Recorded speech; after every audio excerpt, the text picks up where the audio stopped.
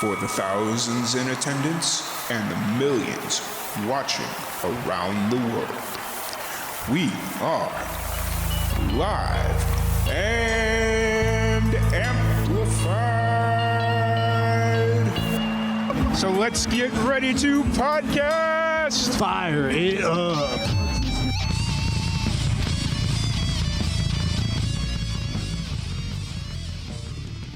Welcome, everybody, to another live and amplified livecast. I'm your host, Tom Quiet, and we are back at it again with another amazing podcast. Today, we have a very special guest. We have Kingsley with us here today. How's it going today, Kingsley? Good. How are you? Doing really well. You know, it's one of those days where I thought today was going to be a complete shit show because we're super shorthanded at work. We had a guy that just left, and it's like, now we're like really shorthanded. But today was actually a really good day, so I'm excited. Just the fact that we survived the day, you know. So. Amen. I love that. Yeah, but really excited to chat with you. I'm glad you were able to jump on here. We had a little bit of time to chat, and you know, excited to learn more about you, your music, and what you got going on in the world. For everybody that's just kind of getting to meet you for the first time and what have you. Kind of take this opportunity to introduce yourself, kind of give a little background on who you are and what you're about. Yeah, my stage name is Kingsley. Government name is Mo, like the Three Stooges. My dad really wanted a boy, but here I am in the flesh. I am from Chicago, actually, originally. I've lived in Portland for the last 6 years and went to music school there, went to college, got a vocal degree, a business degree, and have been doing my project Kingsley for about 4 years. I don't count COVID as, I count this as a lump sum. These last 2 years have been technically one. So technically my project's only been 4 years. I'm just gonna give it that. What else about me? I'm single now. I'm really enjoying it. I was in a relationship for 4 years and now I'm single and I'm having a blast. I just turned 29. Life is good. Life is amazing. Awesome. Well, you said the magic word. I'll make sure this is pointing the right way. You said Chicago, so yay! It's I grew up on the south side, so it's yeah. When people say Chicago, I'm all about it. Whereabouts? I grew up on the south side. Whereabouts? So my parents are gonna kick my butt because I don't know exactly where. So I'm a suburban kid, but I grew up on the south side until third grade. I was born at Memorial Hospital, like right by the Sox. Yep. Yeah. So somewhere over there is where my parents lived until like third grade, and then we moved to the Burbs. So I'm a Plainfield kid. Okay. But yeah, south side. Yeah, I was born on the north side in like Rockford in that area, so like super northwest side. And then my dad started working in Gary, Indiana. Nice. Yeah. So then right on the line. Yeah. Then we moved to Lansing, Illinois at that time. So like right up against Chicago I actually Heights have family. Yeah, my family lives in Lansing still. I have a couple of my cousins that live there. Yeah. Oh, wow. And then Rockford, I went to Northern Illinois, which is DeKalb, which is right next door to Rockford. Yeah. And then I went to Southern Illinois for school. So yeah. I'm very sorry. I didn't hate it. Like it was a good time. I had a good time. So my parents went to Southern. I went to Northern. I was not. No, couldn't do it. Well, I had in grade school. It was either you had to choose. You either went to Purdue or Notre Dame. Yeah. Like those were the two teams every teacher rooted for, and it was like, we're the Illinois teams. Just saying, you know. But no, that's really cool. I'm all about the south side. I love it. I probably would never move back, but you know, it's still a place in my heart. So so growing up on the south side of Chicago, what originally got you into music? Yeah, I owed my music tribute to my dad, actually, who like taught me like Chicago house music. Like I grew up on deep cut Chicago house music. And started singing very young, like in the church choir and in like school choirs. and just really loved it. I remember singing at a talent show in 3rd grade, and I sang Falling by Alicia Keys. I did not win because, you know, Yeah. But I just remember being on stage and truly, I'm sorry. No, you're Speaking good. of my family, my little sister's FaceTiming me. That's, I have a really big family. I have 7 siblings. oh, wow. That's crazy. There we go.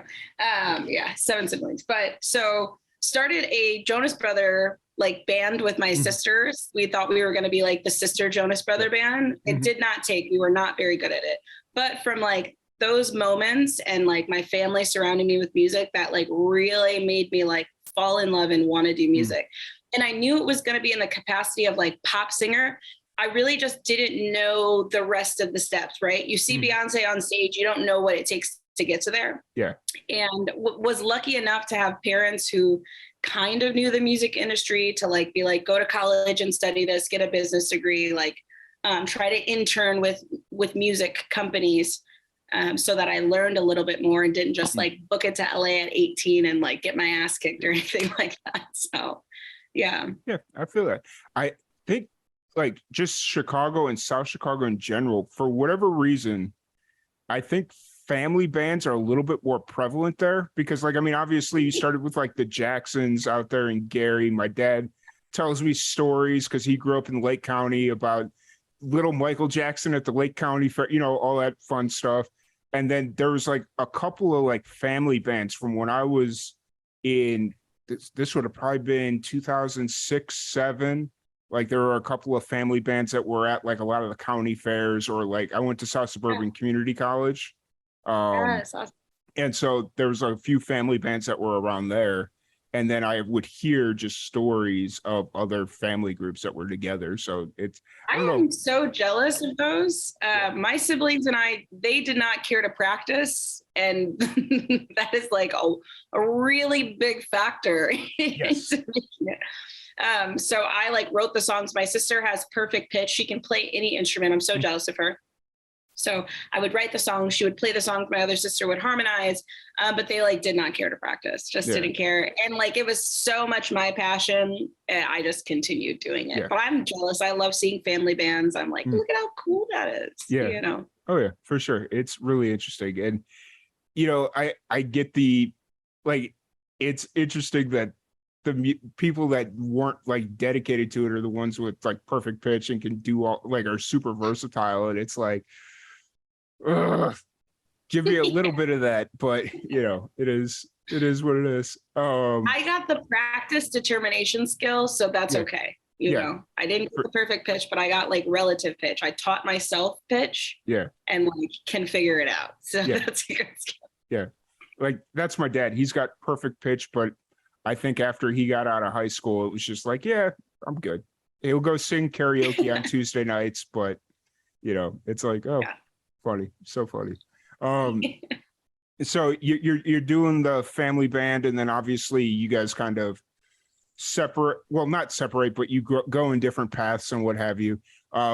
What's the next steps for you? Are you exploring a solo career? Are you working with other bands, or after? Yeah. So about my junior year of college or of high school, I like begged my parents to get me like a mic. And this is back in the day. I don't even know if they use this recording software anymore. It was called Live 8. I don't know if they do that anymore. Yeah. But we like begged my parents to get a subscription of this and a microphone. And me and my sister bought a beat pack, and we like made this song called Lie Detector. And my parents were like, this is pretty cool. So they sent it to my uncle to mix and master. And I released it in 2011, like super duper cool. Like, this is my single on iTunes. And it just got me really hungry to be an artist. So that's when I was like, Mom, I want to move to LA and I want to blah, blah, blah. And my mom's like, you're going to go and you're going to study music. Yeah. So I went to college and I did track and field like they wanted me to. And I was a music education major, and it was holy hell terrible. I remember leaving, we had to do like go and sub at middle school bands and choirs. And I left a middle school band in my head. I sat in the car and my head was banging. And I was like, I don't want to do this major. Like, this isn't what I want to do in life. I'm like, what should I do in college that like fulfills me. Yeah. So long story short, I transferred schools and I ended up being like this vocal performance major, but it was opera. And I like sat with my vocal teacher and I was like, listen, I want to be a pop star. So we can do classical technique and training, but I need to sing songs that I'm actually going to take with me in life. Yeah. And so we would do the minimum requirements of like opera songs that I needed to do. Yeah. And then he would let me practice all like Hosier and Adele, and I'm practicing runs and all of this stuff. And it was so thankful to Dr. Sims for like really allowing me. And then the other thing I did, because I quit track and field, I added another major. I added a business major. Yes. And I went to the dean of the School of Business and I was like, listen, so I'm technically not going to do like business stuff. I'm going to do music business. So could I like pick the classes I want to take and still call it a major? And they were like, technically no, but we'll work with you. So I literally like dumped this music business major together, ended up getting 2 degrees. Like I got enough classes to like pass but I really just like Morpheused it out to like make my college career exactly what I wanted to do in life. I'm like, if I'm going to do this internship, I'm going to go do a festival internship. I'm not doing a regular marketing. I do not care. I don't care. Yeah. I mean, to be fair, I understand that a lot of musicians, they would love to go straight out of high school and go straight into a music career, hit the road, whatever. But it's not the reality of the situation, where a lot of parents are still super old school, where it's like, nope, you got to go get your degree, because nobody, at least the guilt trip that was laid on me when I was a young kid was, nobody in our family's ever gotten their college degree. We want you to go get your college degree. It's like, all right. I was the first of my siblings. There was so much pressure. I was almost not the first. I'm the oldest in my immediate family. Like my cousins went off to Iowa and they got their degrees. But, as far as like me and my sister graduated the semester after I did. I was an idiot. And I was just like. Not an idiot, just taking your time. There you go. But all that to say, for the musicians that do end up going to school, doing business and marketing is probably the smartest. Like if you're not going to study music, going into like business and marketing, because those are skills that are easily transferable into a musical career, as far as like knowing how to market yourself, promote yourself, and even just like understanding the basics of contracts and stuff like that. That stuff comes in super handy. Or you will get screwed over. You will learn. You will learn quickly. Yes, absolutely. And it's just one of those deals where it's like, I get it, but for me, it's like I wish I took a marketing class or a promotions class or something like that. So, so you went to Northern Illinois. You said you transferred schools. Was it you transferred out of Northern Illinois, or you transferred to? I started at North Central College. It's a private school. Yeah, started there for 2 years, and I was like, oh baby, got to go. To go. Where was North Central based out of? Was that down near? It's in Naperville, Illinois. Okay, it's gotcha. Like it doesn't even look like a college. It's 3,000 kids in total. Like, is it like if one of those? If you're Black and you're not an athlete, they're very confused on why you're there. Yeah. Like all of the Black kids are athletes. Like period. I got you. So it was a very. Is it one of those like DeVry type campuses where it's like a building? No, so it goes straight back. It's like 8 blocks back, but it's only 2 blocks wide. Okay. Like if you drove past it, you would drive past it. Gotcha. But no, it's a bunch. It's huge. I mean, I lived in this thing called Resurrection or Resrec. It was this new field house and they had dorms on the outside and all the athletes lived there. I was late for practice still, but that's because the elevator took so long from the 4th floor to get to the field house. I feel that. 6:45, it's so hard. It's so hard. I got you. That's so funny. So then you transferred out of there, went to Northern Illinois, which my first college party was at Northern Illinois. I was a little apprehensive about it, but Northern Illinois knows how to party. I will say that. Oh, let me tell you, the fact that I got 2 degrees in 3 years, because I was a junior transferring in, and I still don't know. I will talk to like my friends from college, and I'm like, it is uncanny how much we went out and how many, like how I still passed everything and was still on time to stuff. Like, that was it was the that's the conversation in Southern Illinois. It's like, I know how many Tuesday nights we went out for whatever, or just went and got a one keg. drink.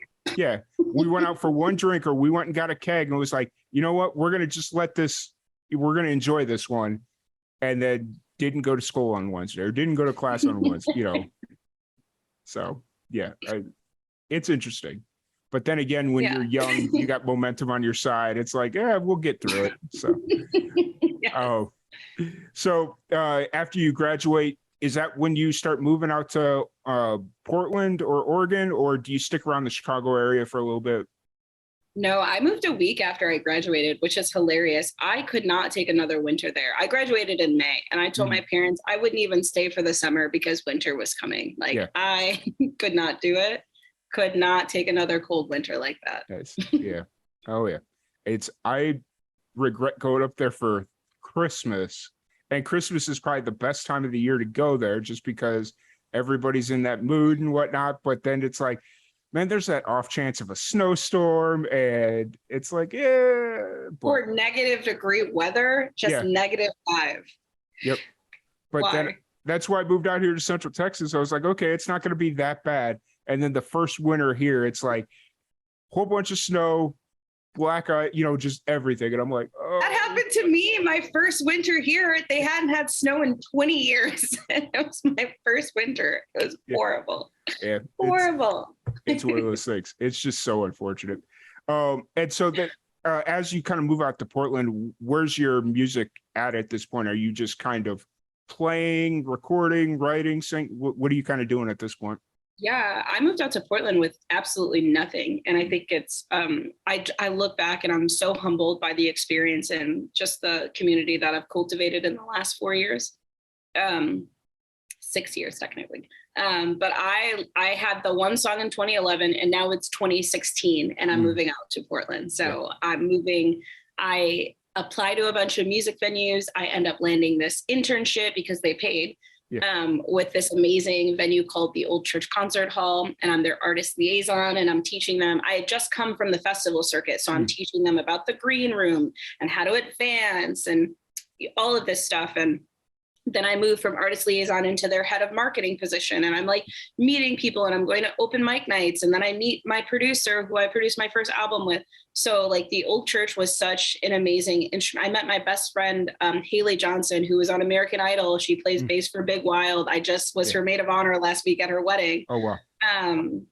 But this amazing venue that just had so many opportunities for me to network and connect. And I was such a newbie. I just was telling everyone, like, I just moved here. Like, I don't know anything. And people would be like, come out to this and come out to that. And I would go. And Portland is such a great place to incubate and to learn about your craft and to practice your craft on a live stage in front of people.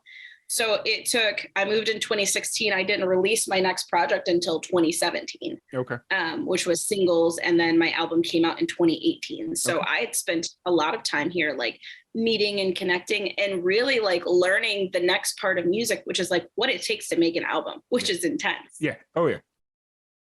For sure. For sure. Why did you kind of ultimately, because I know you had mentioned that you were looking to move to like LA originally. LA to Portland, that's not even like so funny. Okay. So I moved with my ex.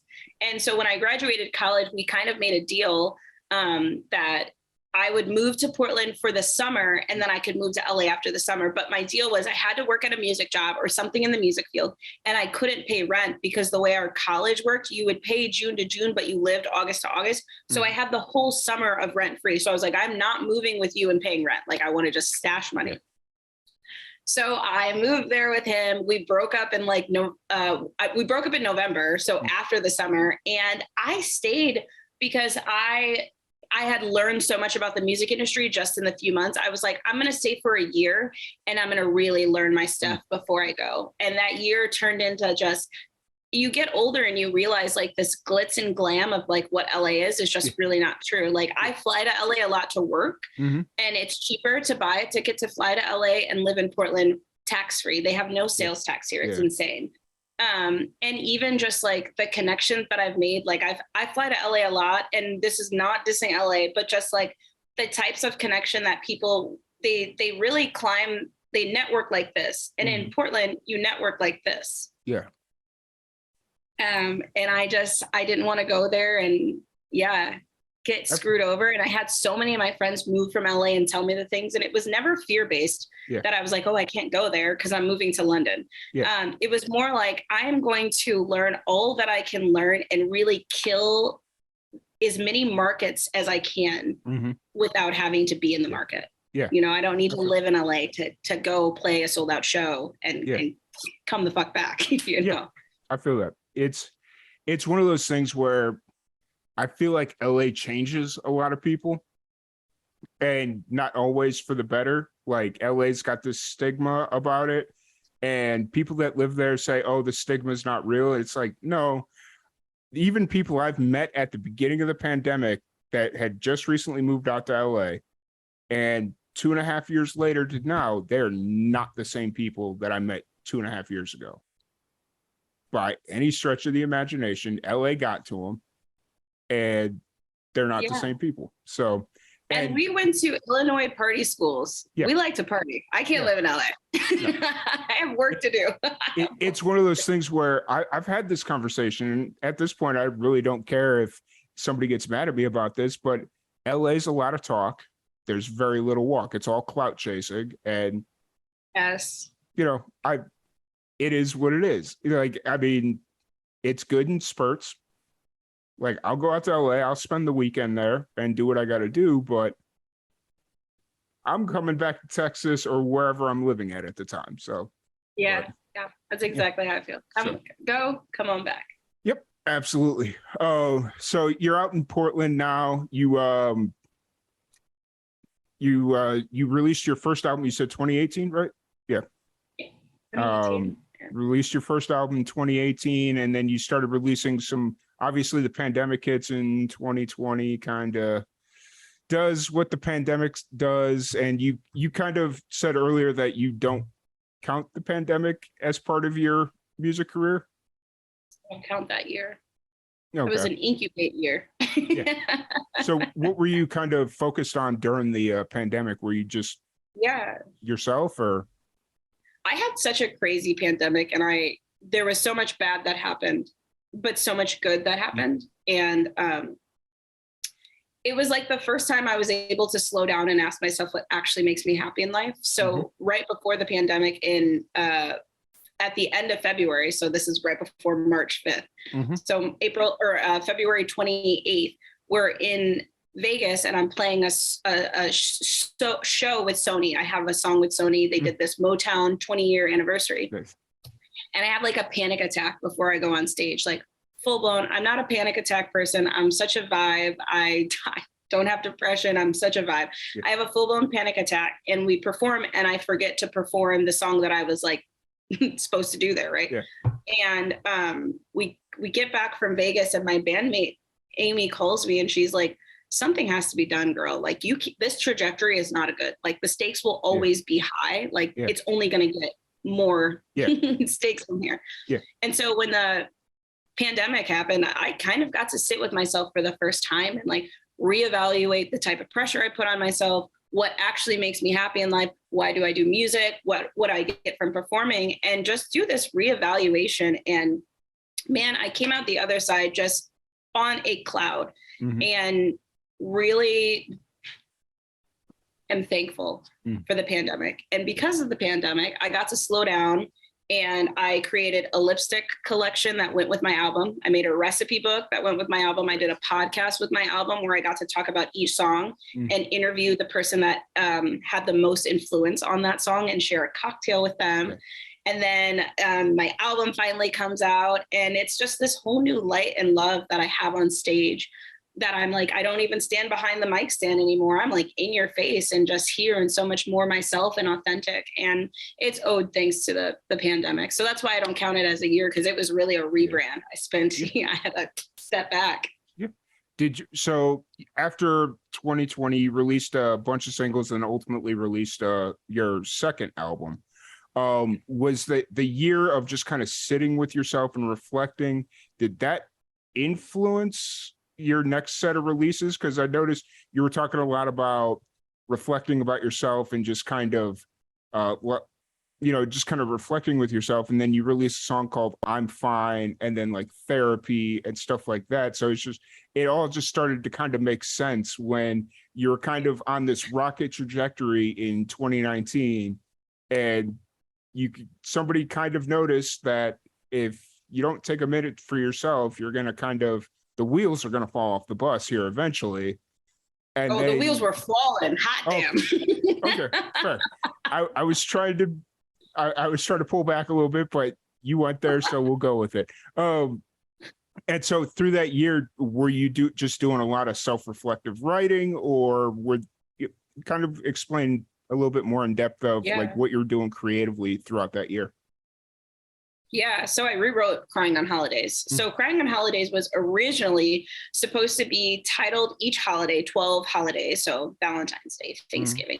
And I would write about my feelings about it because I'm far away from and I have a big family. And Crying on Holidays was meant to be this like connector through the holidays. Like it's tough for everybody in different reasons and whys, and the holidays have changed so much for me from like, my family, so we have the little kid Easter egg hunt and the big kid Easter egg hunt, where the big kids have $500 in that golden egg. And I will fight my brothers and sisters tooth and nail. I will take my wig off and get that egg. I got rent to pay. So it had changed so much. My mom gave me this idea. And so when the pandemic happened, I kind of sat with all of these things, and I was going through a breakup. And I was like, I really want to write Crying on Holidays about my first breakup. I want to take, and this was really a healing thing for myself because I waited so late in life to fall in love. Everyone has their high school sweethearts, and I wait, and I'm still waiting. I was like, I can't believe this happened finally, So it's a start to finish album. And because I got time to sit and rewrite and be a little bit more creative, it really is my heart and soul. That like Therapy, I wrote after a therapy session and really sad. And even in the lyrics,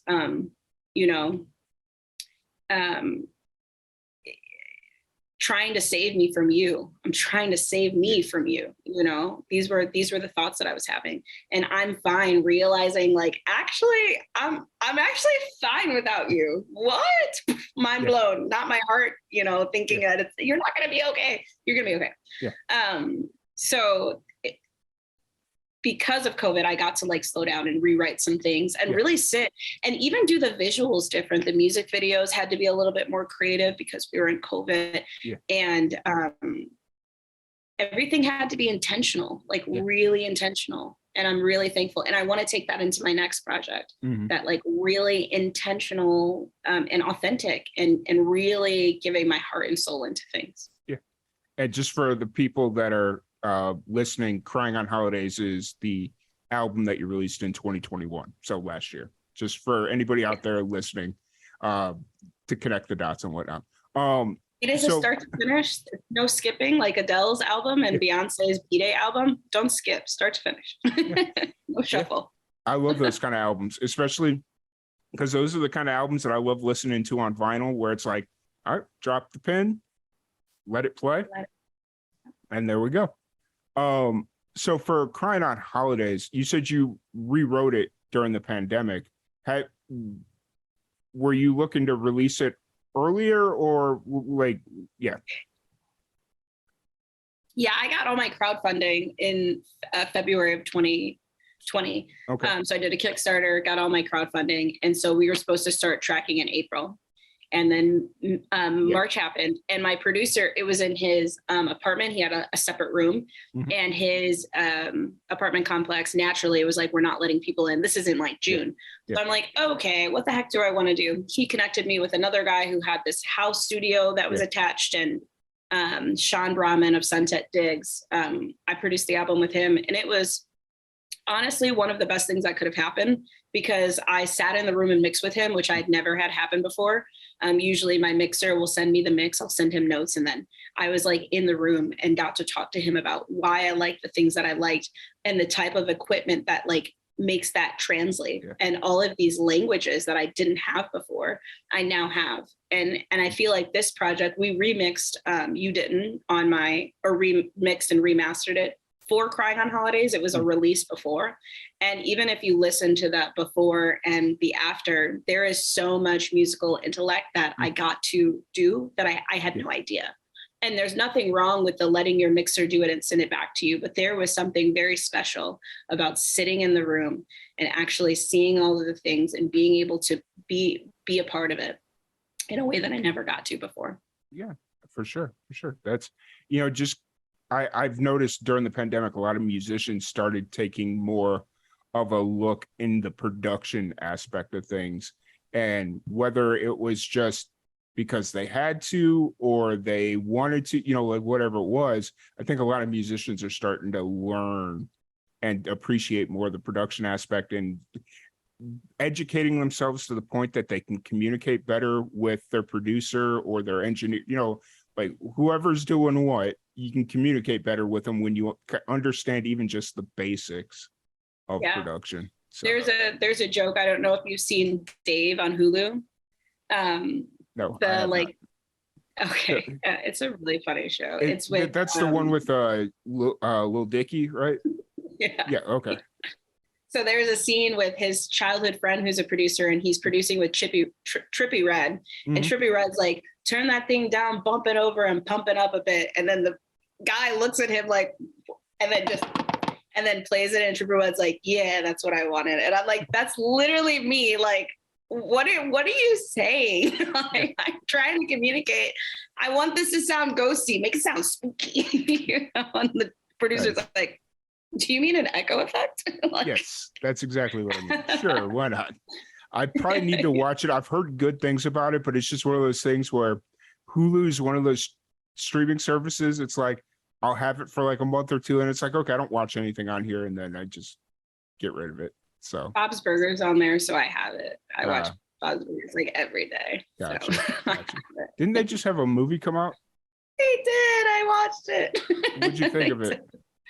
I've got pros and cons. One, I love Bob's Burgers. I think it's amazing. Con, it was the same plot from earlier seasons. Like, it was just the same. And I thought the music was better from like the earlier season than this one. Like, there was no song that I was like, ooh, I'm going to sing this later. Yeah. So I gotcha. But I love Bob's. Gotcha. I watched Bob's Burgers during the first couple of seasons, and then for whatever reason, I just kind of fell out. Nothing against the show. Yeah. Keep watching it. Okay. I'll get back on the train. So like season 1 through 3, they didn't really have money. So season 4 and up, they got some cash. So it's really great. Nice. Season 3 is about the time I stopped watching. So that makes sense. But that was also right around the time that I stopped watching The Simpsons, and The Simpsons just got like super repetitive, and I'm like, I'm good. So, it is what it is. So you'd mentioned, or you got the album out 2021. You mentioned you're working on a new project. Where are you kind of at creatively? What's this new project? I'm so excited. So this new project, I finally settled on a title. It's called Come Find Me. And we just finished tracking all the demos. So I have 8 demos done. And it's so far from what I've done before. So my last 2 albums were specifically about heartbreak. And this new project, I kind of took a book out of Dua Lipa's chapters. She, in a interview with Rolling Stone, said her last project wasn't actually about a person, but she decided that if she wanted that person to be there, she would manifest them through these songs. And when the album was done, this person was here. And I was like, what a beautiful thing. Like, we want songwriters so often to have it happening in real time and to trudge through the mud to write this song. And what if I just write a song about the next chapter that I'm excited for, which is being 29 and single and moving to a different country. Like, I love flirting. I love sleeping around. I think sluts are amazing. I'm like, yes, explore your sexuality, be beautiful. And so this next project about Come Find Me is like the next thing. Like, let's have a good time and let's connect in ways that, you know, you got to do it in college. Like, let's just ball out and be beautiful together. So I'm really excited. They're very housey. They definitely attribute to Chicago. They're very housey. I'm very excited. I think my dad is gonna like cry his eyes out when he hears these songs. I dig it. That's awesome. That's really cool. You know, I did want to touch on this earlier because I remember there was something that I wanted to mention specifically, and I couldn't remember what it was because we got off on a side tangent, but you just brought it back up and it's like, oh, I remember what I wanted to bring up. It's really cool that like, it's unfortunate that you had to go through a breakup to kind of realize that this old stigma of coming out of college, getting married and having kids and doing like the family thing, that's not necessarily like, if you're not married by the time you're 25, it's not the end of the world. It's, you know, I'm 35. I'm still not in a relationship. So that tells you something right there. So this next album will be for us, right? I think, and even like, so when I moved with my ex here, I was doing so many house things, and there's nothing wrong with this, but like, he'd get off work, I'd make sure his dinner's ready, we'd share a beer and a blunt together. And I'm like, that is not me. Like, I want to be out at an open mic night. I want to be out at a concert. I like going to the clubs. Like, I like working starting at 6 a.m. on my laptop until noon, taking a nap, and then being out and about. All of these things that like, we would go weekends, we would look at RVs, and nothing is wrong with that. But like, I was trying to mesh into this like after college person. And I'm like, this is not who I am. And so any person who's doing that, like, have a good time with yourself. There is no better time than yourself. And it took me such a long time to get what that actually means. And while I love sharing moments with my friends, and I had so many great moments with my partners, I freaking love vibing with myself. I love it. Turn on the new Beyonce album, grab my blunt. I'm having a good time. I'm dancing. So yeah, it's really incredible to love yourself enough to not need another person to add to. They got so much they're dealing with. Let them deal with it. 100%. You know, it's so it took me 3 years to kind of realize what we had in college. It never went away. We just thought it had to go away.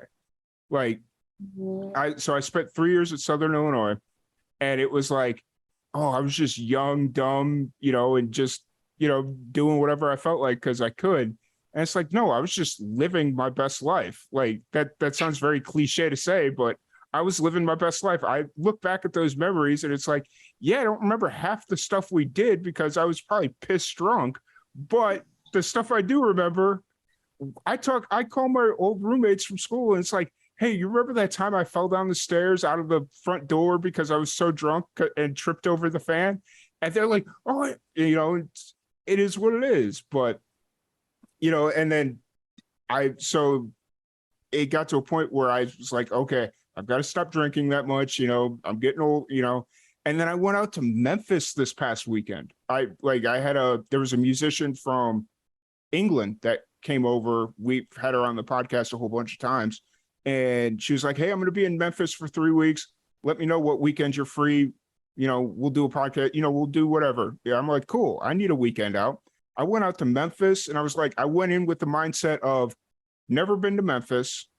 Anything they say they're doing, I'm going to go do it. Like, because for the last 3 years, it's like, nah, I'm going to stay home. I'm going to take a nap. I'm tired, you know. I woke up Sunday morning to come back to Texas. I felt so good, even though I had slept for like maybe 8 hours the entire weekend. I woke up and I burned through that trip home because I felt so good. I was so energized. I was so happy. And I was like, man, I don't want this to end. And, you know, yeah, Doesn't have to. No. It doesn't. Always living your best life. Yeah. I think COVID really taught me that too. Yeah. Especially because we didn't have options to go out. Mhm. Yeah. I think now I'm just like, I want to live like I'm 21 always. Yeah. And just have a good time. And just, I don't care if my back hurts. I'm going to be out. I'm going to be out. Yeah. And let life revive me. Yeah. And then it was, I was talking to a buddy of mine because I just recently gotten COVID for the first time, like a month ago. And I was down for 2 weeks. Like I wasn't sick, but it was just like, I wasn't 100%. And I was down for 2 weeks and I was like, man, this really sucks. I can't go anywhere, all that stuff. And then like the Friday morning, I test negative. I feel all right.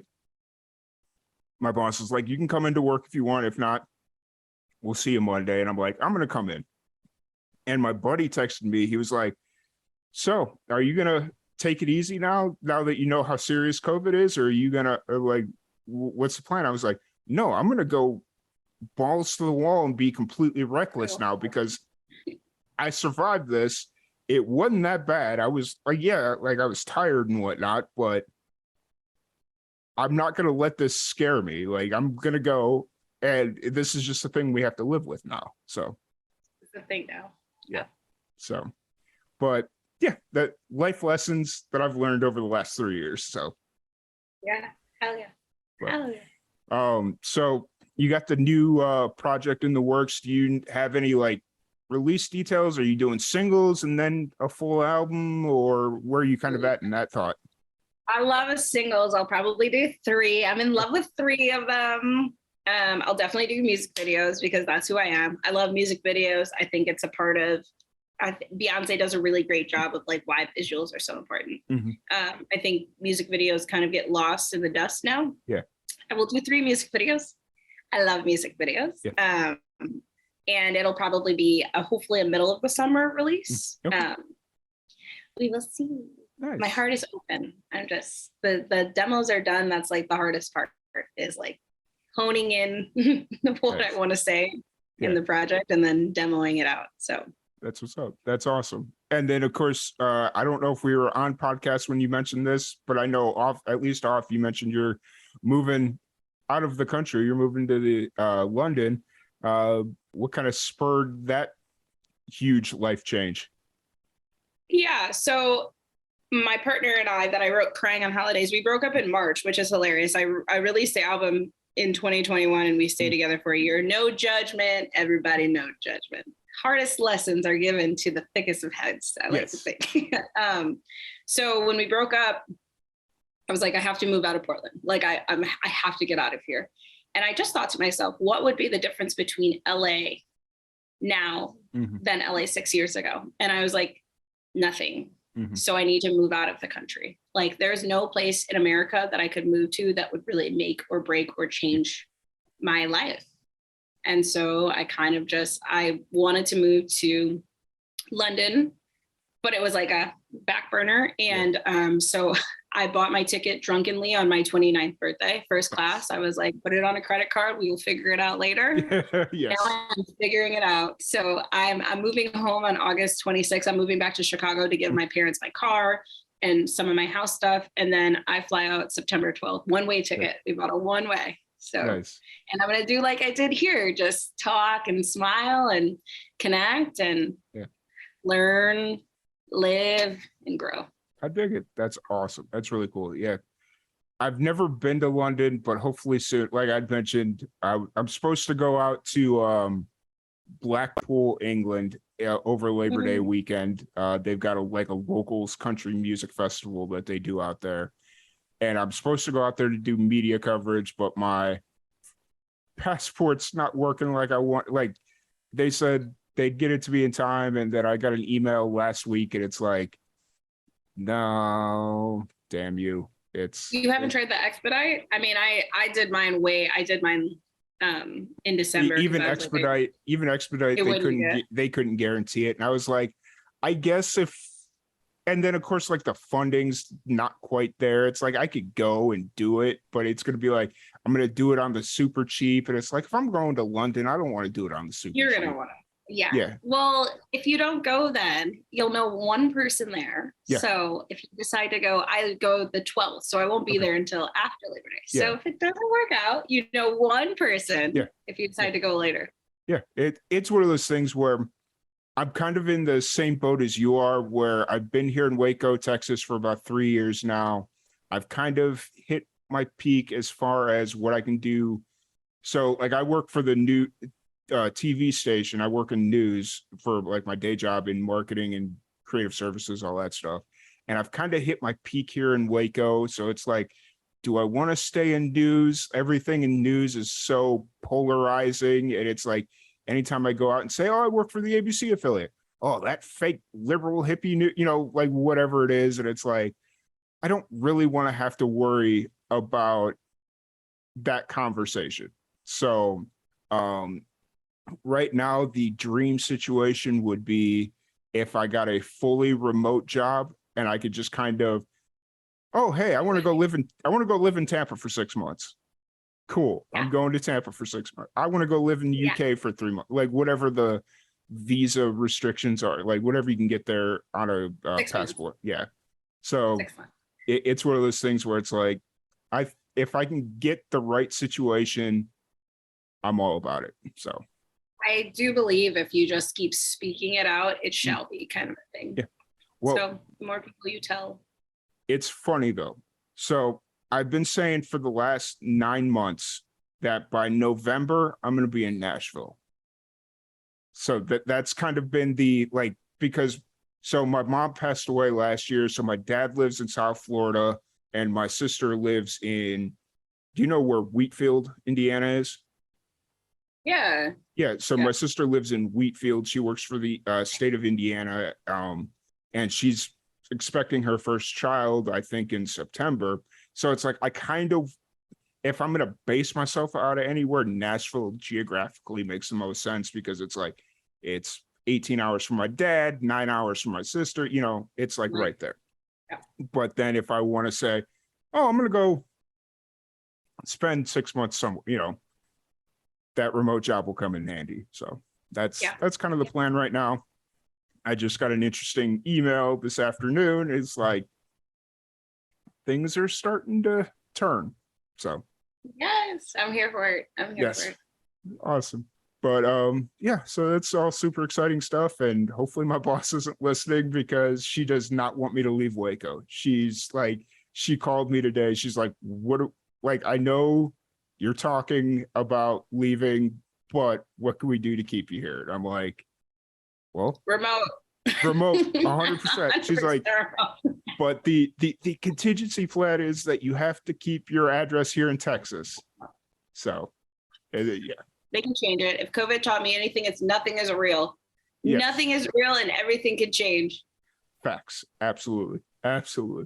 So you're moving to London here in little more than a month. What's the most exciting part about it for you? What are you looking forward to about the move? I think the most exciting part is I feel like the giddies again. Like when I was moving to Portland, I'm like really excited to get out of my comfort zone again. I'm so comfortable here. Like I have my group of friends, and when I go out, not to be like I'm super cool, but people know me when I step outside. So like I never go to an event thinking like I don't know anyone. If I ever go to an event alone, chances are I know at least 3 people there. Yeah. So I'm really excited to go back to an event where I have to be like, hi, my name is Kingsley. Yeah. That's awesome. I'm really excited for that feeling and having to live in fear again, to like put myself out there. I really think I'm ready to grow more as this performer and really diving into my authentic self again. Mm-hmm. And I think that's just been the most exciting part of getting back to basis. Nice. And I'm like, okay, let's go. Let's go. Yeah. Nice. Unfortunately, a lot of my contacts out in the UK in general are more country musicians, but I do have a few people that I could get you in touch with to help find places to play and all that fun stuff. Anybody, it doesn't matter the genre. That's my favorite thing. Like any person I want to connect with. And I think I think that's why I'm so successful here in Portland, is because I do pop music and there's not a pop scene. So I have to be friends with everyone. Yeah. I'm friends with every genre. I don't really care. You do music? Let's vibe. Yeah. Let's hang out. I feel that. That's awesome. That's really cool. And then are you gonna officially record the album out when you're out in London, or are you gonna try and get it recorded before you go? No, there is no time here. So I will definitely do it there. And I still don't know who I want to produce with. And I think that's one of my favorite parts about this project is usually I have everything planned out. Yeah. And right now I have the demos done and I have what the visuals will look like. And I finally have an album title because I didn't have that. So I'm just slowly, I'm doing it a little bit differently. Usually I have the recipe and I'm grocery shopping. I feel like now I'm just at the grocery store being like, what do I want to make for dinner tonight? I'm really excited. Awesome. Well, outside of music, when you need to escape and you're just like, it's Sunday night, screw it, I'm going to go do something for myself. What are some of your hobbies? What do you do outside of music? I'm going to miss this apartment. My apartment complex, it's a luxury apartment, very, very classy. Yeah. We have a hot tub, a steam room, and a sauna on the 21st floor of the rooftop, and a grill. So I will go grill by myself. I love to grill. I love grilling. I will make myself dinner. I will watch the city on the 21st floor skylight, watch the sun go down, and then get in the hot tub, steam room, and sauna by myself. I'm a very spoiled brat over here. And that is going to be one of the hardest parts about leaving this place. Hardest parts. I feel it. That's my fuck it, I'm going to go by myself. What are you making on the grill? Oh my gosh. Steaks. I love making kebabs. I love corn on the cob on the grill. I love doing potatoes. Potatoes take the longest. You got to have a patient heart. Yeah. A patient heart will make the potatoes the best. I try to tell people that. Yep. Don't give up. Yep. Yeah, I'm a big steak fan. I love steak. That's the Midwestern in you though. That's the Midwest growing up in the Midwest. Like I'll go grab a nice steak. The only thing about Texas is our corn is shit. Like the corn on the cob here sucks. I'll be the first to admit it. But growing up in South Chicago and Illinois in that area, we used to go out to like Chicago Bears training camp out in Bourbonnais there.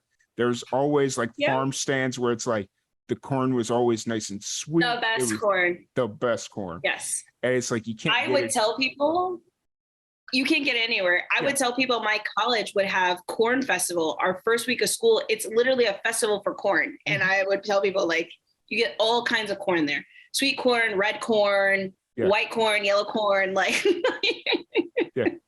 people don't get it. I'm like, we're corn people. Yes. Like when you drive, like people don't realize once you get an hour outside of Chicago, you're in the middle of a cornfield. And you're going to be in the middle of a cornfield until you get to, the next state. Yeah, pretty much. Essentially, pretty much. It's like, depending on what direction you get to, like Springfield, you'll get out of the cornfield, but then you get further south and you're in the cornfield for actually the funniest thing. So the first semester, or when I was going down to Southern Illinois to, do my orientation or whatever, it was like I was going for a campus visit. That's what it was. And my dad was driving, my mom was driving. They had this little minivan that had a little pop down TV and you could watch like DVDs and whatnot. I don't know what was percolating in my head, but driving through Illinois, I was watching Children of the Corn, like the old school horror film. And I'm just sitting there and I'm like watching this movie and I'm looking outside and I'm like, yeah, I probably shouldn't be watching this, but it is what it is. It's a liberating experience. So. Absolutely not. We have never seen it, will not see it. I didn't even in high school, I grew up in Plainfield. So Plainfield, I grew up in cornfields, farming town. And they would go and tip cows but they would play in cornfields, and drink in cornfields. And I'm like, I don't care to be the popular kid. Yeah. I am not. I peed my pants in a cornfield once and I will never go back to that again. Yeah. Ever. I feel that. Absolutely not. I'm a Well, you're going to go out to London. I don't think they have cornfields, but who knows? I'm not well versed with the agriculture of the UK or England in general. So, So before we kind of wrap up this podcast, because I don't want to keep you too much longer here, we have a fun little game that we play with everybody that comes on. This is called Rapid Fire Randomness. It is a game where I have a random question generator sitting right here. I'm going to fire off 10 random questions at you, and you just kind of answer them as quickly as you can. Okay. So if you're ready, here's Rapid Fire Randomness. What is your greatest pet peeve? Physical touch. I don't like bones rubbing against each other. Would you rather be beautiful but stupid or intelligent but ugly? Oh my God. Beautiful but stupid. Are you shitting me? I weaponize incompetence. If you had to guess, how many dollar bills are currently sitting in your apartment? Oh man. Just dollar bills, yeah. Yeah, well, I'd say probably 150. I hide dollar bills for myself. Nice. Yeah, That you sounds like stick 'em something in a lot of places you don't- Yeah, sounds like it's a good something a idea. lot of people need to do. Would you Yes.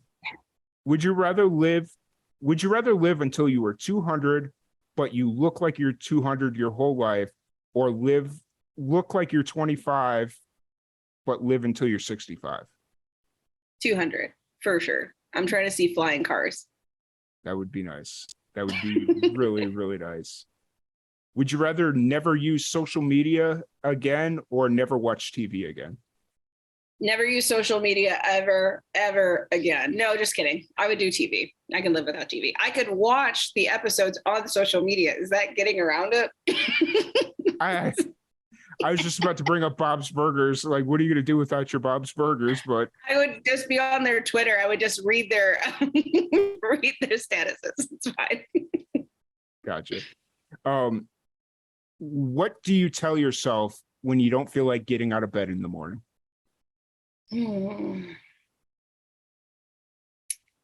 This is a great one. I hold my heart and I take a deep breath and I say, thank you for the rain, but I would like some sunshine. Awesome. If you could suddenly become an expert in anything other than music, what would you choose? The clitoris, so that I can teach men what to do. I would start a podcast. I mean, you should do that anyways, but would you rather suddenly have amazing cooking skills or video game skills? Oh, cooking skills. Well, I mean, if you're out there grilling, I feel like you have to have a certain level of cooking skills. I have really good cooking skills. I would say baking skills. I'm not patient enough. I'm a really great cook. I would love to learn how to bake. All right, we're getting deep here now. When you're on your deathbed, what would you like to have accomplished with your life? So that's really funny. Because of COVID, I really act like every day I'm going to die. Mhm. And this is like not the dramatic thing. So I just want to make sure I am my true, authentic, happy self. That is what I hope to accomplish. Yeah, awesome. How many breakups have you had in your life? Oh my gosh. Well, a lot, because people fall in love with me, but I fell in love once. So I've had one breakup that really broke my heart. Sure. I can't help that they fall in love with me. I tell them I'm like, don't do it. It's gonna be a terrible time for you. What was the last new word you learned? Ooh, last new word I learned.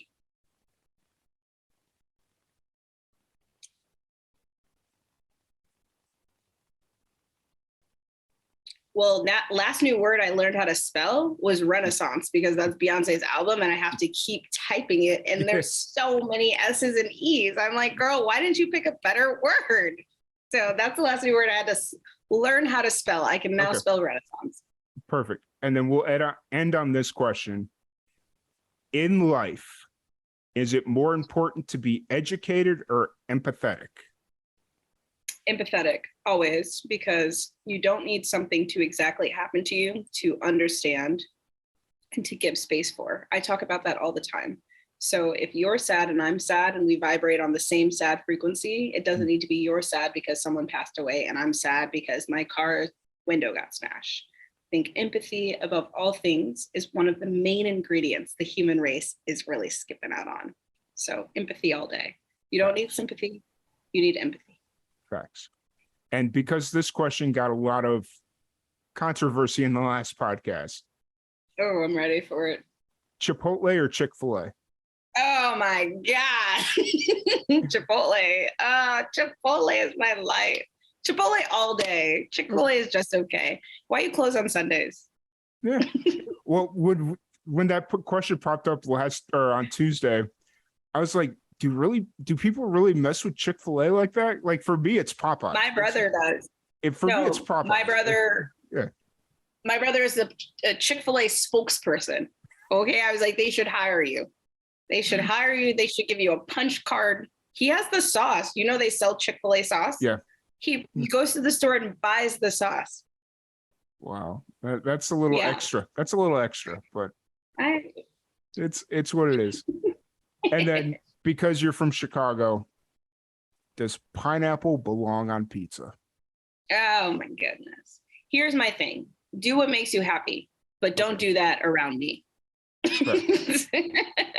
Fair. I just want people to understand, because this used to be a huge contention point on the podcast, because it's like, pineapple does not belong on pizza. You put that on your fruit salad. No, go away. I am gluten intolerant and I'm dairy intolerant. And when I go home, I have Giordano's pizza. Yes. Because Giordano's is good. Okay. Favorite pizza place from Chicago? So it used to be Illuminati's, and then they got a bunch of like not doing Black Lives Matter right. And I was like, y'all, I want to give you my money so bad. If you're going to be racist, don't be loud. That was like, what is this new thing? I'm like, just be better than that. Yeah. So now, forever and always, it was always Giordano's, but I did like Illuminati's, but Giordano's deep dish, sausage, mushroom, onion, and bell pepper. Nice. Chef's kiss. When I'm in Chicago, for me, it's Geno's. Like Geno's was kind of always the place we went to, but there's this place called Aurelio's that they just do pizza right. It's not like your traditional deep dish. It's like Chicago thin crust. I don't know what it is. It's just, they get it right. My thin crust would be Rosati's. Does the thing. Like the thin crust Rosati's, they figure it out. Yeah. It's one of those things where in Chicago, you could literally go to any street corner and find like there be really good pizza right here. And then you go to the one next door and it's like really bad pizza. So oh my God, that happened to my ex. I brought him to Chicago for a festival and he was like, I'm going to go outside and get pizza. And I was like, I want you to Google. He's like, no, he goes and grabs the worst pizza in the history of pizza. And I just looked at him and I was like, that's the gamble. Either it's top notch or it just doesn't do it. There's this place by my grandma's house. It's called State Line Pizza because my grandma lives in Dyer, Indiana. So like the pizza place is literally on the Indiana-Illinois state line. And one day, like I was about to say 20 years ago. I don't think it was 20 years ago, but about 15 years ago, my dad and I were house sitting for her. And he was like, the one pizza place that we normally went to was closed for whatever reason. He's like, you know what? I'm going to go get a pizza. There's a pizza place down the street here. I'm like, okay, fine, whatever. He comes back, it's State Line Pizza, and he sets it on the table or whatever, and I start eating it. He gets a large because when my dad and I eat pizza, we don't stop at like one slice. you know that one. This pizza, we literally stopped at one slice. It was like, this pizza is so horrific. I cannot do this anymore. So, yeah. But talking about pizza, yeah. But it's been an absolute blast chatting with you. I've enjoyed reminiscing about the old days in Chicago and, all that fun stuff. For anybody that wants to follow your career, listen to your older music or the upcoming music, where's the best place to get all your information? Yeah, if you want to hear me talk just mad shit, follow me on Twitter. If you want to know about upcoming shows and music releases, follow me on Instagram. And if you want to see me be absolutely absurd and have nothing to do with my music, follow me on TikTok. So those kind of things. You get 3 different versions of me. Nice. I'm trying to get better about TikTok. I'm trying to get better about all the socials. TikTok is becoming a little bit easier, but I'm not consistent enough for TikTok. I just try to do different things. Like I love talking shit and I just tweet it. So I've learned that like that's my space. That's my space to be like, what is actually happening? I feel it. And then you brought up Twitter. You know, Twitter's an interesting space in and of itself, but anyways. Oh, I like it. It's just my thoughts out for the public to read. I feel it. I feel that way too much. But once again, thank you so much for hanging out with us. It's been an absolute blast. I've really enjoyed it. Thank you everybody for tuning in, and we will catch you all later.